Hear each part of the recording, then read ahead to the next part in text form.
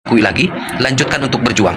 Karena hikmahnya ya dikeluarkan dari pengurus Nahdlatul Ulama ini untuk menunjukkan bahwa kekuatan, keberanian, ketegaran sosok Kiai Imad ya bukan karena ada di Nahdlatul Ulama, karena memang Allah sudah pilih.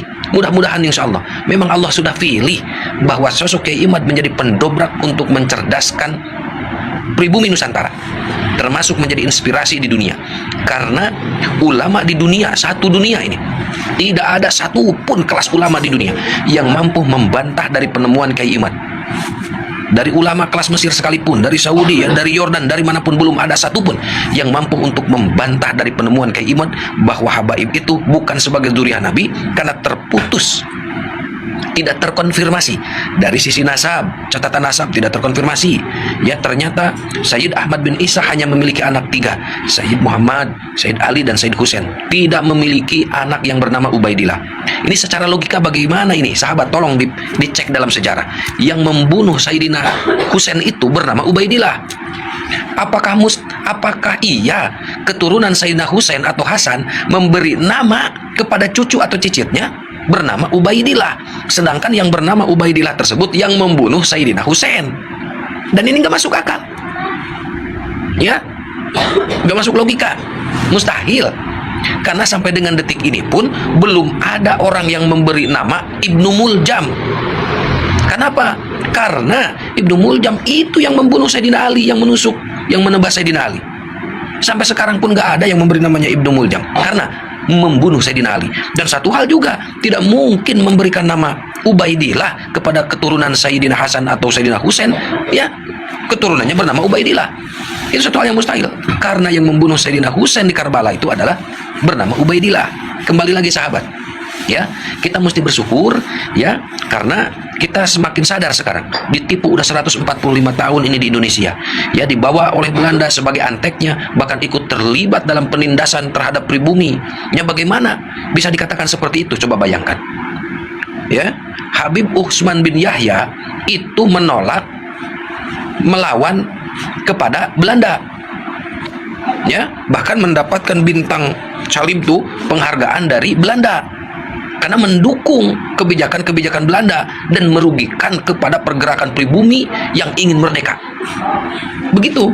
Sedangkan ulama-ulama yang ada di Nusantara bergerak, berontak supaya ingin merdeka. Tapi apa yang terjadi? Utsman bin Yahya kalah membela, bahkan mendoakan Ratu Helmina. Nah, itu satu hal yang satu hal yang nggak masuk akal.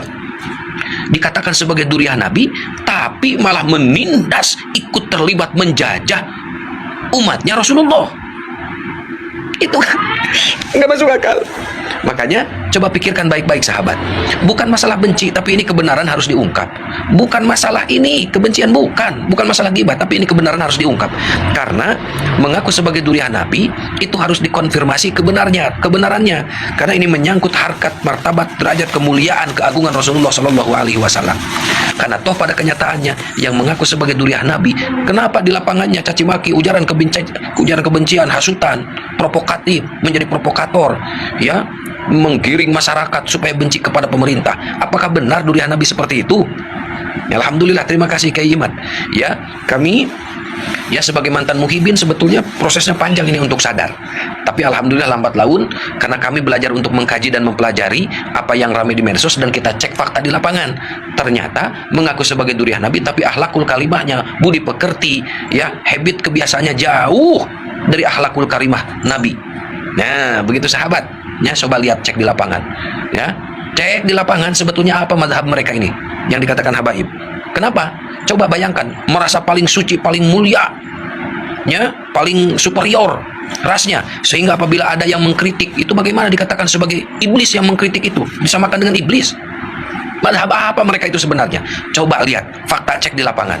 Bilangnya karena ada yang mengkritik, ya, disebut kerucu-kerucu, disebut anjing, disebut babi. Mazhab apa itu sebenarnya? Ya, Nabi nggak memberikan contoh seperti itu. Itu sebetulnya mazhab apa mereka itu, ya? Ya, tapi saya yakin bahwa genetika itu akan turun kepada keturunannya. Ada orang yang sempat bilang, kalau misalkan leluhurnya sebagai pengkhianat, ya, keturunannya pun sebagai pengkhianat. Kalau leluhurnya menjadi penjilat, maka keturunannya pun akan menjadi penjilat. Bagaimana? fakta di lapangan di saat